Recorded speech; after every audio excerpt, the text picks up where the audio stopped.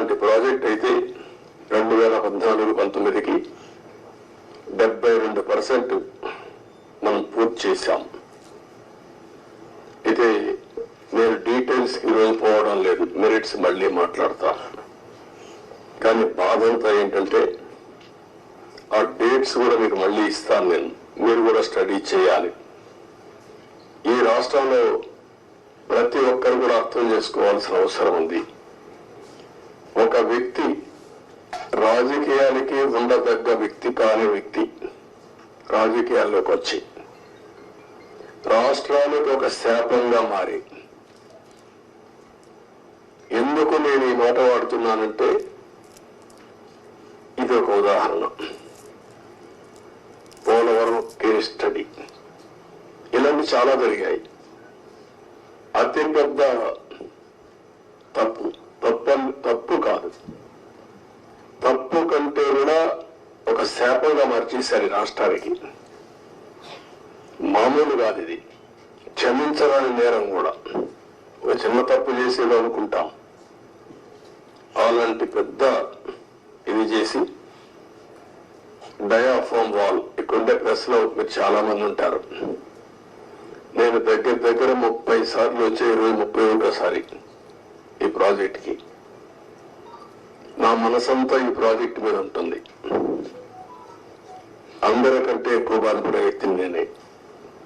నా కష్టాన్ని బూడిదలో పోసిన పన్నీరుగా చేశారు.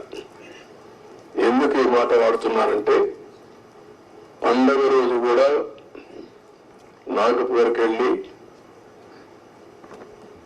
ఇప్పుడు గట్కర్ ఎక్కడ ఉంటే వాళ్ళ ఇంటి దగ్గర ఉంటే పోయి ఆయనతో మాట్లాడి, అదే మాదిరిగా అప్పుడు ఉమాభారతి మినిస్టర్ అంటే ఆవిడని కన్విన్స్ చేసి ఎక్కడ ఎలాంటి అడ్డంకులు లేకుండా అన్ని అడ్డంకులు, ఇక్కడ కూడా ఒకసారి 2 సార్లు అయితే ల్యాండ్ ఎక్విజిషన్ అప్పుడంతా కూడా కొంత ట్రబుల్స్ క్రియేట్ చేస్తే వాళ్ళందరినీ పిలిపించి నయానా భయానా చెప్పి వాళ్ళు కన్విన్స్ చేసి వాళ్ళకు లిబరల్ గా రీహాబిలిటేషన్ కానీ రిలీఫ్ కానీ ఇచ్చి మొత్తం చేశాం.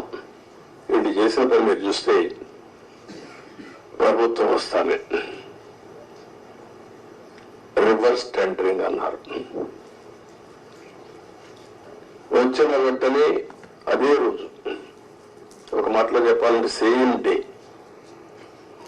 ఏజెన్సీని మార్చేస్తామని చెప్పి స్టేట్మెంట్ ఇచ్చారు. 4-5 రోజుల్లో ఇక్కడి నుంచి ఏజెన్సీని వైండప్ చేసి బయట పంపించారు. ఉండే స్టాఫ్ అంతా మార్చేశారు.